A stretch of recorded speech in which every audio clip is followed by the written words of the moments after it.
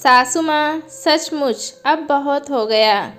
मुझको तुम सभी बच्चे लोगों से कुछ ज़रूरी बातें करनी है, इसीलिए थोड़ी देर में सभी लोग हमारे पास हमारे कमरे में आ जाना। सावित्री जी ने जैसे ही सुबह का नाश्ता समाप्त हुआ वैसे ही अपने दोनों बेटे बहू शरद, मेघना और दीपक, चंचल और बेटी दीपाली से कहा, जो कि 2-3 दिन पहले ही मायके आई थी। अच्छा मम्मी, कोई ख़ास बात है क्या? बड़े बेटे शरद ने आश्चर्य से पूछा। हाँ बेटा, ख़ास बात ही है, सावित्री जी ने अपने स्वभाव के अनुसार सौम्यता के साथ कहा। तो फिर अभी ही बता दीजिए ना कि क्या ख़ास बात है? तभी छोटा बेटा दीपक बोला, नहीं अभी नहीं, हाँ थोड़ी देर बाद ही तुम सब लोग मेरे कमरे में आ जाना। इतना कहकर सावित्री जी अपने कमरे में चली गईं। लगता है कि ज़रूर कोई ख़ास बात है। हम लोगों से कोई गलती तो नहीं हो गई, इसी वजह से मम्मी इतनी गंभीर नज़र आ रही हैं। दोनों बहुएं मेघना और चंचल भी आपस में चर्चा करने लगीं। नहीं भाभी, मुझको तो ऐसा कुछ भी नहीं लग रहा है कि मम्मी आप लोगों की गलती के लिए हम लोगों को एक साथ कमरे में बुला रही हैं। ज़रूर कोई और ही बात है। तभी दीपाली दोनों भाभियों की बात को काटते हुए बोली, क्यों तुम सब लोग अपना अपना दिमाग भिड़ा रहे हो? अभी थोड़ी ही देर बाद सब पता चल जाएगा कि आखिर मम्मी के दिमाग में क्या चल रहा है। दोनों बेटों ने कहा, जो कि आज रविवार की वजह से घर पर ही थे। खैर, थोड़ी देर बाद सभी लोग एक साथ सावित्री जी के कमरे में पहुंच गए तो क्या देखते हैं कि सावित्री जी अपना एक छोटा सा बक्सा खोले बैठी हैं। अब बताइए मम्मी कि आपने हम लोगों को आखिर किस लिए अपने कमरे में बुलाया है? सब लोगों ने एक स्वर में कहा और जवाब सुनने के लिए सभी लोग सावित्री जी का मुंह ताकने लगे। आओ तुम सभी लोग हमारे इर्द गिर्द बैठ जाओ और ये देखो, हमारे कुछ गहने और इस घर के कागजात हैं। सावित्री जी ने बक्से की ओर इशारा करते हुए कहा। मम्मी, ये तो हम लोगों को भी दिखाई पड़ रहा है, लेकिन आप ये सब हम लोगों से क्यों बता रही हैं? ये सब तो आपके पास सुरक्षित ही रखा है। शरद ने नम्रता के साथ कहा, देखो बेटा, मैं ये चाहती हूँ कि ये सब सामान तुम बच्चों के सुपुर्द कर दूँ और फिर चैन से अपनी ज़िंदगी गुजारूँ, क्योंकि मैं बिल्कुल भी नहीं चाहती कि मेरे इस संसार से जाने के बाद तुम भाई बहन और भाभियों में किसी प्रकार की संपत्ति को लेकर तकरार हो, क्योंकि पैसा कौड़ी और ज़मीन जायदाद अच्छे से अच्छे संबंध बिगाड़ देता है।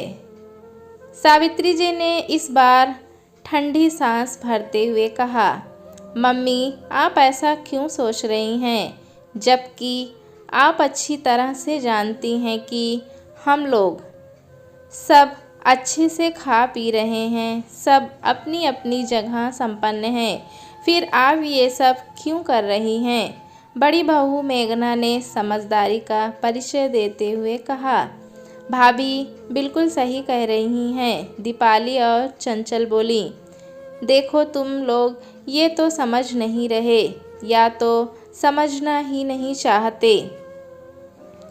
एक बार जब मैं ये सामान अपने हाथों से उठाकर तुम सबको दे दूंगी तो चैन से भगवान के घर जा सकूंगी।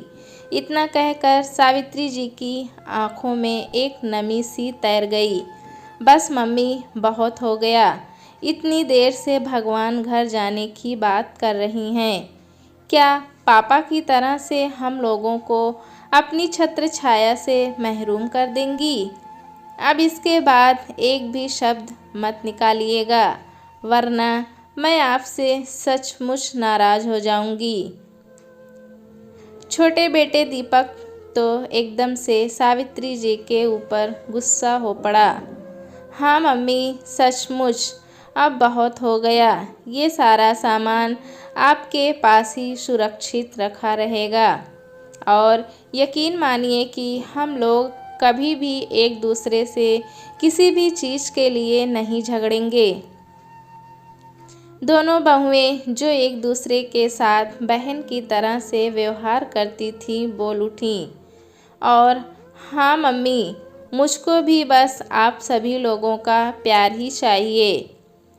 मैं कुछ भी मांग कर अपना मायका नहीं खोना चाहती। उतनी देर से चुप बैठी दीपाली भी आंखों में आंसू भरकर बोल पड़ी। सावित्री जी, ये बात तो सही है, बहुत अच्छी है तरह से जानती हूँ कि उनका परिवार इस कलयुग में भी बिल्कुल आदर्श परिवार है और किसी भी बच्चे के पास कोई भी कमी नहीं थी, बल्कि सावित्री जी के पास खुद सब कुछ था, लेकिन भविष्य में होने वाली परिस्थितियों को लेकर सोच रही थी कि अपने जीते जी सब कुछ बच्चों को बांट दें। लेकिन बच्चे तो उनकी बात ही नहीं सुनना चाहते थे। चलो ठीक है, अगर तुम लोग मेरी बात से सहमत नहीं हो तो मैं एक वकील बुलाकर अपना वसीयतनामा लिख दूंगी और उसमें ये भी लिख दूंगी कि जब तक मैं जीवित हूँ तब तक सब मेरा है, और उसके बाद तुम तीनों का और उसकी 3 कॉपी बनवाकर तुम तीनों को दे दूंगी, और इस बात के लिए मुझसे कोई भी मना नहीं करेगा। शरद, तुम आज ही किसी वकील को बुलाकर ले आओ। सावित्री जी ने अपनी बात पर अंतिम मोहर लगा दी।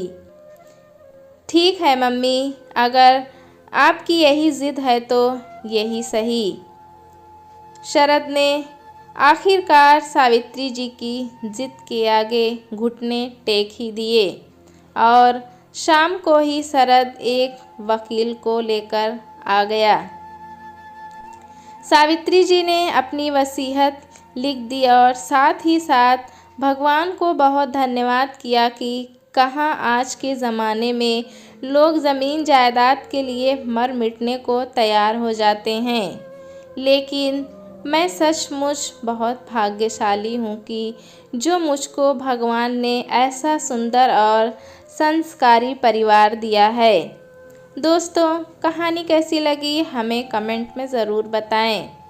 चैनल पे नए हैं तो एक लाइक और सब्सक्राइब करना ना भूलें।